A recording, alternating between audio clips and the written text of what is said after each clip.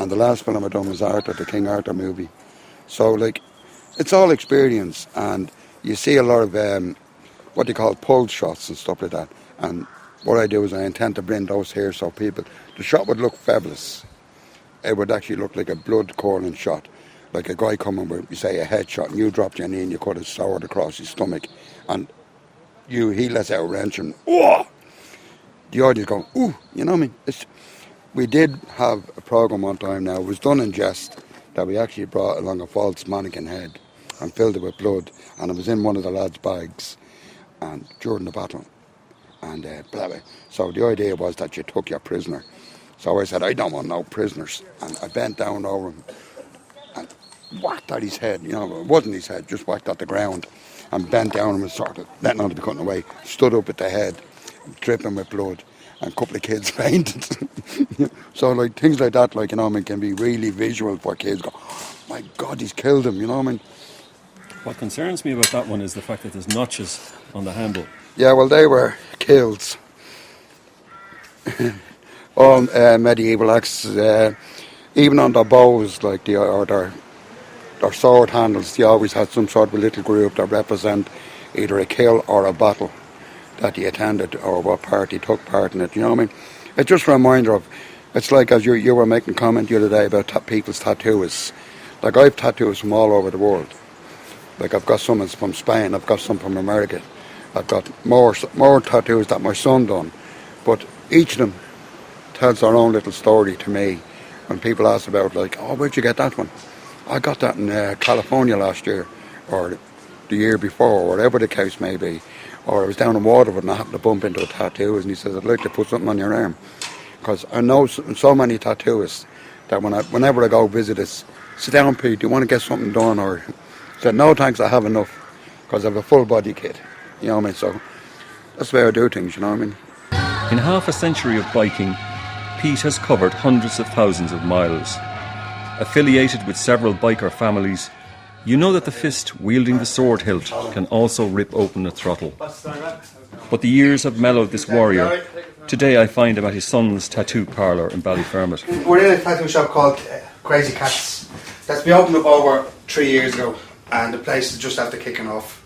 Now, since we opened up, the place has been very busy, but I won an international award for tattooing. The fascination with sharp blades has been passed on to Pete's son Eddie. He is a tattoo artist, warrior and clan member. His rite of passage is straight from the pages of a boy's own adventure tale. And you seem to have a lot of weapons on the wall here. Can you describe them for me? Well, the first one at the top is around the 14th century musket. My dad gave me this one here. It's a Scottish derrick from Scotland. Do you know what I mean? From around the 14th century. Do you know what I mean? It's all described with this other stuff. This is a Colt 45. This is a flintlock blade. Where it has a flint on it for like a musket. Also a knife. This is from Turkey. And I got this one from Moscow just because I like the blade. This is a rapier. That's the only reason why I bought this is I just like the scabbard off it, and I just like the hilt off it. I probably will change and put something else in the blade. Well, what about that odd-looking knife down there? I actually took this one off a fella that tried to rob me a few years ago. I was working in another tattoo shop and he came in, and I seen him walking in behind me. But wherever I turned, he was taking it out of a plastic bag, so I got a chance to grab it out of his hands. And then show me before and a bit of a scuffle started. But so I kept the knife as a trophy. And when did you first become interested in weapons?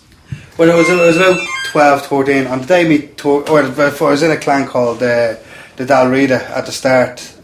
Do you know what I mean? There was a couple of very good lads now. Do you know what I mean? That started it up. We sat. My father was there now from the very first day when the clan started up. That's on the day of my 13th birthday. I was over in Affensteig, and I was only 13. You weren't going to let me fight, you know, because I looked so young. And my father put me into a ring, and there was all Saxons there. And the Saxons full chainmail, the whole lot, do you know what I mean? And then he said, look, he goes, right, you fight them. So I had a 9-foot spear, so I killed about 3 or 4 of them, and they all went right fair enough that he can fight then in the battle. So the day my 13th birthday, then I got to kill myself many Saxons, I became a man. And my dad then when I got home, my dad actually got me this tattoo. It's the 3 circles off Newgrange, because I was after coming a man over there and for killing Saxons. And that's how I started getting into the tattooing and the weaponry and stuff like that. So two of them kind of walked off together. So Pete, you must be very proud of him. Oh, in a big way, you know what I mean? Like, it just shows like what you can make of yourself if you put the effort in, like, you know what I mean? And I'm really proud of him, like, you know what I mean? And the younger son, Daniel, there, he's training to be a tattooist as well, and he's serving his time with Eddie. And you have a few interesting examples of tattoos on yourself. Can you describe them? I have quite a few, yeah. Well, it's what they call an arm piece, a full arm piece, where there's no gaps. It's just a complete tattoo from the wrist right up to the shoulder, and continues across my chest onto the other arm. And I have some tattoos on my back as well, hoping to get more in the very near future. They're just lovely to have, you know what I mean? It just makes you different from everybody else, and they say if you want to get noticed, get a tattoo. When did you get your first tattoo? I got my first tattoo done back in, I would say, the early 70s. Johnny Eagle used to have a place in Gardner Street at that particular time. We're going back to the early 70s, and I got my first tattoo there. And ever since then, it just became sort of keep adding on, and that's all I've ever done ever since. What was the first one? The first one was basically a portrait of my dad. It was the devil's head with my dad wrote over it.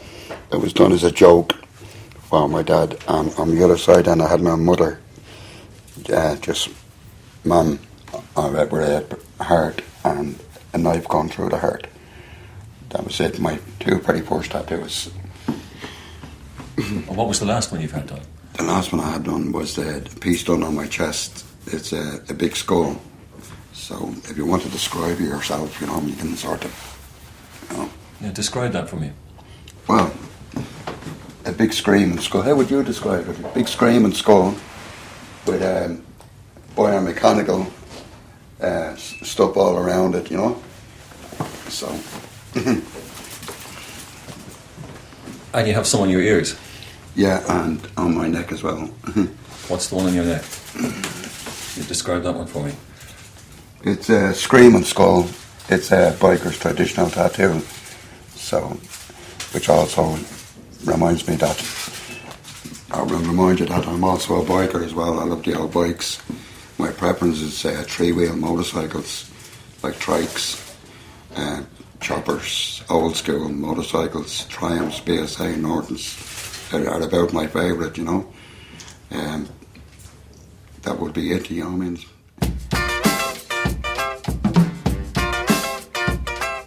Back in the 1970s, Pete broke bikes for a living.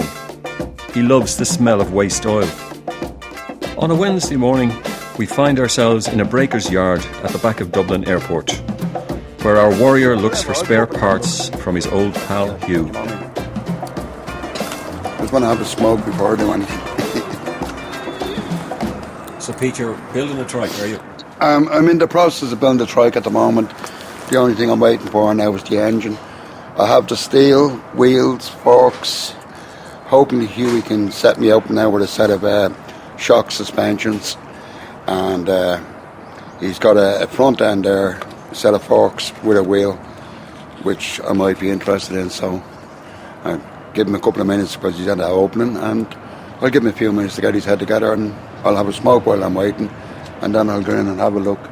Or you're going to have to do some climbing over the old frames and bikes like that. But thank God for places like this, you know what I mean, that without them we're lost, you know. In pagan times, a warrior's hope of eternity was that his acts of bravery would live on in the sagas. When old bikers get together, they too relive the past and remember the fallen. And then we had Jerry, who became a solicitor, was it Jerry? Better not give a second name. You mightn't want. No, Jerry, no. But, Oh no, I know who you mean. Yeah. And then we had like the likes of Peter, God bless him. Yeah, like, you know what I mean? Peter Stewart. He Peter, was killed off a motorcycle, unfortunately. You know what I mean?